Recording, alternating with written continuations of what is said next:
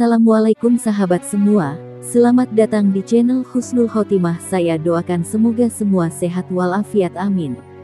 Suatu hari Umar datang menemui Rasulullah dengan menangis. Rasulullah pun bertanya kepadanya, "Apa gerangan yang menyebabkan engkau menangis, wahai Umar?" Kata Umar, "Sungguh hati saya merasa tersentuh oleh ratapan seorang pemuda yang ada di pintu rumah Tuan." Rasulullah pun merintahkan Umar untuk membawa pemuda itu. Ketika pemuda itu telah sampai di hadapan Rasulullah, beliau pun bertanya kepadanya, "Wahai pemuda, apa gerangan yang menyebabkan engkau menangis dan meratap?" Pemuda itu menjawab, "Wahai Rasulullah, yang membuat saya menangis ialah banyaknya dosa yang terlanjur saya lakukan. Saya takut bila Allah murka kepada saya." Beliau kembali bertanya, "Apakah engkau mempersekutukan Allah dengan sesuatu?" "Tidak," jawab pemuda itu.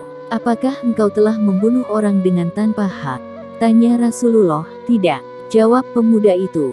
"Allah akan mengampuni semua dosamu, meskipun dosamu itu sepenuh 7 langit dan bumi." Jelas Rasulullah sembari menenangkan pemuda itu. Mendengar penjelasan Rasulullah, pemuda itu pun berkata, "Wahai Rasulullah, dosa saya lebih besar dari 7 langit dan gunung yang tegak berdiri." Beliau pun menimpali, "Apakah dosamu lebih besar dari kursi kekuasaan Allah?"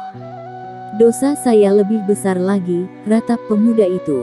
"Apakah dosamu lebih besar dari arsy?" Beliau kembali bertanya, "Dosa saya lebih besar dari itu." Jawab pemuda itu, "Apakah dosamu lebih besar, ataukah Allah?" tanya Rasulullah. "Allah tentu yang lebih besar dan lebih agung, tapi saya malu kepadamu, wahai Rasulullah," jawab pemuda itu. Beliau pun bersabda, "Janganlah engkau malu, beritahukan dosamu kepada saya," pinta Rasulullah. Oleh karena beliau yang meminta, maka pemuda itu pun tak kuasa untuk menolaknya. Akhirnya ia pun menceritakan dosa yang telah dikerjakannya, seraya berkata, "Wahai Rasulullah, sungguh saya adalah seorang pemuda pembongkar mayat dalam kubur sejak 7 tahun yang lalu. Suatu ketika ada seorang gadis putri seorang sahabat golongan Ansar yang meninggal dunia, maka saya pun membongkar kuburnya dan mengeluarkannya dari kafannya. Karena tergoda bisikan setan, saya pun menggaulinya." Tiba-tiba gadis itu berbicara, "Tidakkah engkau malu kepada kitab Allah dan pada hari Dia meletakkan kursinya untuk memberikan hukum serta mengambil hak orang yang dianiaya dari orang yang telah menganiayanya? Mengapa engkau jadikan aku telanjang di hari penghimpunan kelak dari orang-orang yang telah meninggal dunia? Mengapa engkau jadikan aku berdiri dalam keadaan junub di hari ba'an Allah?" Petik 2. Mendengar cerita itu Rasulullah pun meloncat karena gusarnya. Dengan suara keras, beliau berkata, "Wahai pemuda fasik, keluar dan jauh-jauhlah kamu dari saya, tidak ada balasan yang pantas untukmu kecuali neraka." Pemuda itu pun keluar dengan menangis sejadi-jadinya. Ia menjauh dari khalayak ramai dan menuju ke padang pasir yang luas, dengan tidak mau makan dan minum sesuatu pun, serta tidak bisa tidur sampai 7 hari lamanya. Tubuhnya pun menjadi lemah dan lunglai, hingga ia pun jatuh tersungkur di permukaan tanah berpasir yang maha luas itu. Seraya meletakkan wajahnya di pasir sambil bersujud, ia berdoa dan meratap, "Wahai Tuhan, aku adalah hamba-Mu yang berdosa dan bersalah. Aku telah datang ke pintu Rasul-Mu agar Dia bisa menolongku di sisi-Mu. Namun ketika ia mendengar dosaku yang sangat besar, ia mengusir dan mengeluarkan aku dari pintunya.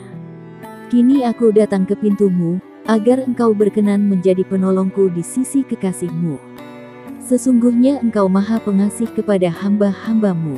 Tak ada lagi harapanku kecuali kepadamu. Kalau tidak mungkin, maka lebih baik kirimkan saja api neraka dari sisi-Mu, dan bakarlah aku dengan api itu di dunia-Mu ini, sebelum aku Engkau bakar di akhirat-Mu nanti."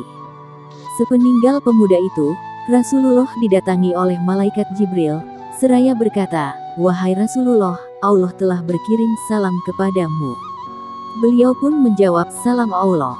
Setelah itu malaikat Jibril kembali berkata, "Allah bertanya kepadamu, apakah kamu yang telah menciptakan para makhluk?" Beliau menjawab, Tentu saja tidak, Allah yang telah menciptakan semuanya.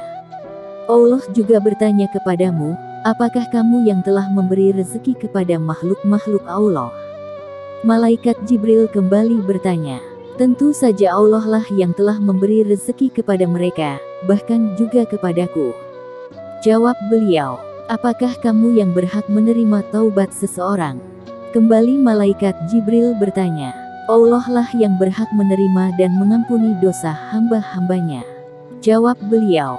Mendengar jawaban-jawaban Rasulullah, malaikat Jibril pun berkata, Allah telah berfirman kepadamu, telah aku kirimkan seorang hambaku yang menerangkan satu dosanya kepadamu, tapi mengapa engkau berpaling daripadanya dan sangat marah kepadanya?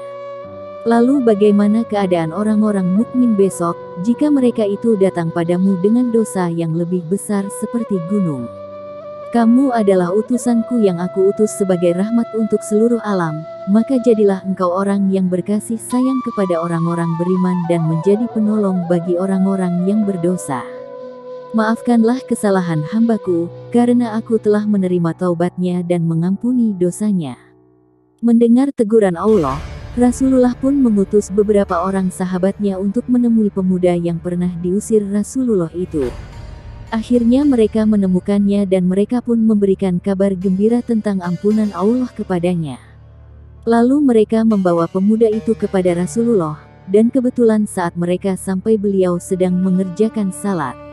Maka mereka pun segera bermakmum di belakangnya. Setelah selesai membaca surat Al-Fatihah beliau pun membaca surat At-Takasur, baru saja beliau sampai ayat Hatta surtumul makabir, sampai kamu masuk ke dalam kubur, maka pemuda itu pun menjerit keras dan jatuh. Ketika orang-orang telah selesai salat, mereka pun mendapati ternyata pemuda itu telah meninggal dunia. Allah berkenan menerima taubatnya dan memasukkannya ke dalam kelompok hamba Allah yang soleh. Wallahu a'lam bishawab. Terima kasih telah berkunjung di channel saya. Jangan lupa klik like, komen, subscribe, dan share. Sampai jumpa di video berikutnya. Wassalamualaikum.